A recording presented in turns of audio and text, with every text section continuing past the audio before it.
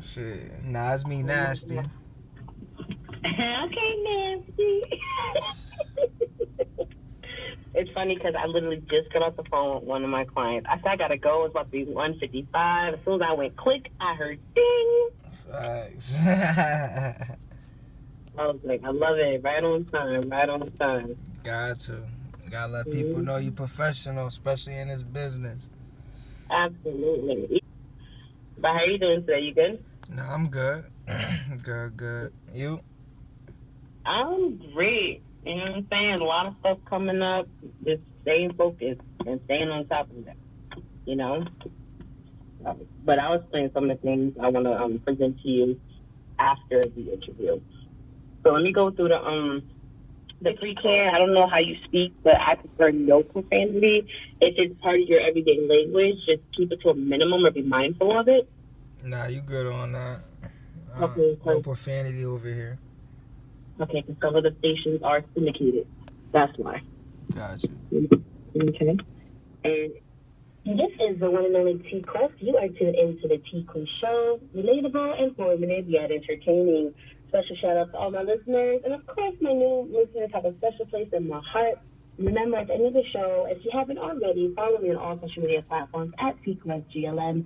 Download the TQuest mobile in your Google Play Store and your App Store. And make sure you sign up for my mailing list on my website at GottaLoveMeWorld.com. Hey. Then my promo, because you guys already know, what do I always say? Take advantage of your platform. And since this is my platform, I definitely have to take advantage as well. Today's guest is one of the music artists that is quite funny. I've actually known of him for years, and it's interesting how the whole circle came back around for us meeting again. And we're going to talk about that on the show because I personally believe it's a funny story. So we're going to dig deep into him, what he's been doing since we met years ago, his music, his life, and his new single. Well, sir, ladies and gentlemen, Jay Nasty. Hey. Hi. Nah, what's going on, T Quest? How are you? I'm absolutely amazing. How are you? Nah, I'm doing good. You know, it's a blessing. Absolutely. So, normally I'd be like, how are you? Right? Right. So, now that I know that we've actually known of each other from a while ago, I guess it's more of, how have you been? I mean, right. Nah, it's been 7 years to be exact. You know, I'm alright. It's been like a long journey coming. Just, you know, going through the obstacles and just learning the business and, you know, all that. And but in my process, just making a lot of music. Yeah. Okay. So bring me back to let's go back a little bit. So when we first met, let's talk about that night. Nah, that's a funny night, though. I ain't gonna hold you. Nah, it was a funny night because we was actually out in Bridgeport. Yeah. Two Boots. So you know, it was a good place. But actually it was one of my mans. I felt like he kind of discovered me in a sense, but he kind of put me onto the show, and we actually went, and we was at, You? huh? What do you mean he discovered you?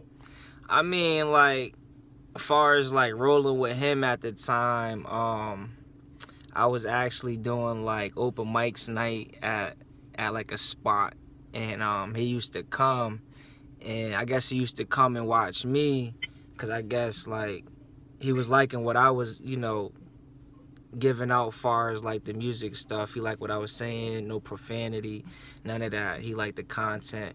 So I guess a day he came and he wanted to approach me and talk, you know, he wanted to work with me and stuff like that. I didn't come.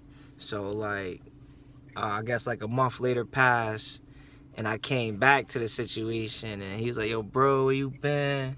I'm like, y'all just, you know, been chilling, just, you know, going through some stuff like that.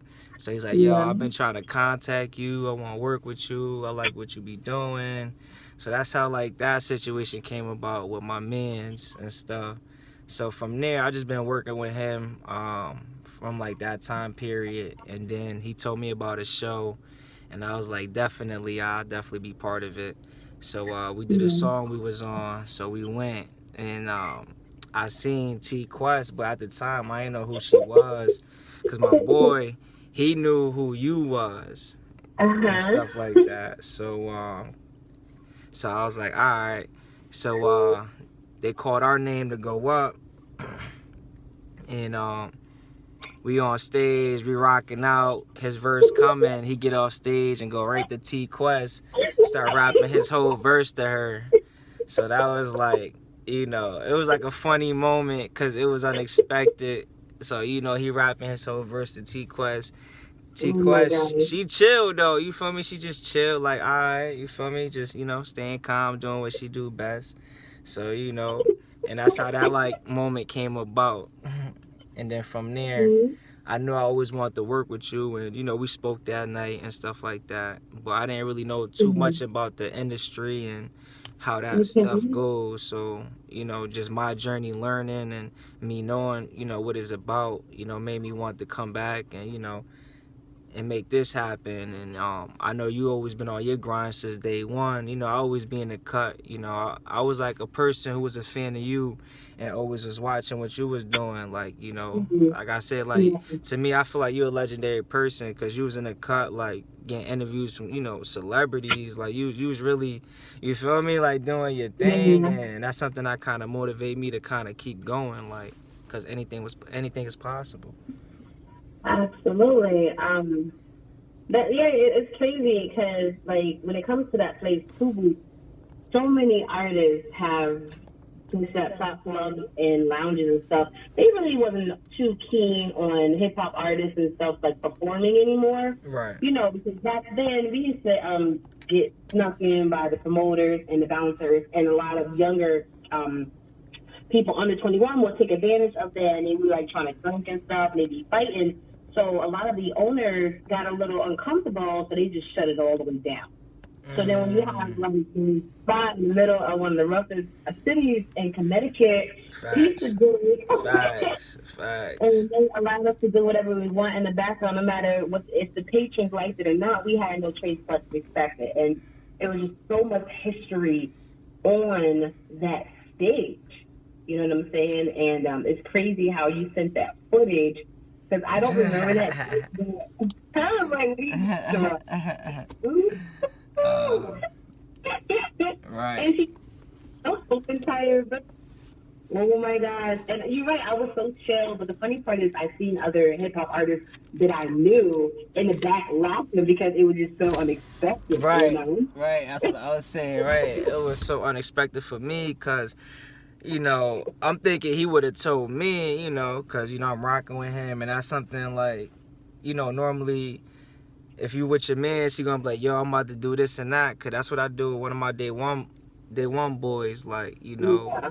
he's always right there for me, and like, I always let him know what I'm about to do. So like, so he's aware. So it's like not throwing him off guard. But nah, he didn't really tell me that. He just did what he did. So I was just like, ah, man. But well, that's another thing too is when it comes to being performers, and when you're so used to being a solo act, you don't realize it's not just two solo acts getting together on a song and you just don't have a mic on a stage. You really have to have that presentation because then he's jumping off stage and left you up there like, Right. it's not always a good thing, but some people have to grow to know that's not really a good thing to do, even though it was quite entertaining and the crowd loved it. But Right. when you try to take your performance to a certain level, it's just certain things you're not supposed to do. Exactly. Everyone has to go to that level. Right. You understand? But it's interesting how I tell people, when you're in entertainment, right? Right. And you really grinding and trying to get your name out there, and it feel like nothing is happening. We record and then we promote and we do these shows, but it still feel like nothing is happening. Right. You have to continue because you just reminded me of some things that I've noticed too is they may not say anything, but Mhm. many people are definitely watching. Right. You know what I'm saying? And that's why I tell people, I'm like, I don't care. Like when I first started doing radio and stuff, I was doing it for free and I was consistent every single week. I did not care. You pay your dudes. You know what I'm saying? It was like, oh, it's not paid. Let's take if I want to be a part of it, I ain't going nowhere. Exactly. If you agreed to be a part of like the cheerleading squad or football, you don't get paid for that stuff in school. You did it for the love. You did it for the love of it, right? So, you know, and I'm just like, I'm going to keep the environment, the climate of the whole industry. Maybe back from the beginning where you was like, you know what, I know this is what I want to do. I mean, this was like, how could I say it? I mean, I knew like when I first started, and that was when I was the age 14. That's when I started like writing music and stuff like that. Yeah. But I knew because to me it was like it was like therapy for me, because who I am and how I grew up in the, you know, DCF and the system. So just going through that and experience a lot. One day my worker was just like, you know, take that negative energy, turn it into positive, but put it onto pen and pad. Shout out to Carlton Wake. So ever since then I did it, and I just fell in love with it, you know, just expressing myself, how I feel, and then, you know, letting other people hear it and, you know, get their reaction and see what they think, and because it's coming from the heart. And 9 times out of 10, you know, they'll definitely like it because it's something real. It's coming from the heart. So absolutely. I think that's so beautiful. And I tell people there's a difference between a new age artist on average and then the back of the day average artist. Because when we started doing music, it wasn't for attention. We did it because it was our therapy. It's how we release ourselves, because we had it harder. Facts. People, and not just in the industry, but in life in general. Like, we all came from a rough childhood, the majority of us.